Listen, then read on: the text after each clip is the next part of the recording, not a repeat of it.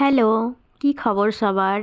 আজকে আবার আমি দুপুরের খাবার আয়োজন নিয়ে চলে এসেছি। আজকে দুপুরের আয়োজনে খুব সিম্পল খাওয়া-দাওয়া হয়েছে, তবে দুর্দান্ত হয়েছে।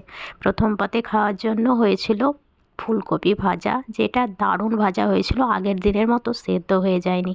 আর হয়েছিল শিম ভাজা, আর ছিল যেটা আজকে স্পেশাল মেনু, সেটা হলো বেগমতি চিকেন, অর্থাৎ পেঁয়াজ পাতা, ধনে পাতা, কাঁচা লঙ্কা পেস্ট করে এই চিকেনটা বানানো হয়েছিল। গ্রিন গ্রিন দেখতে, দুর্দান্ত স্বাদের।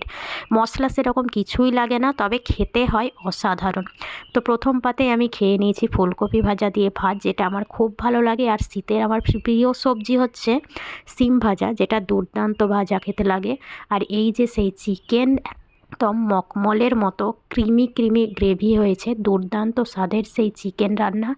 এটা মেখে ভাত খেলে আমার মনে হয় যেন আমি হেভেনে পৌঁছে গেছি। অসাধারণ স্বাদ।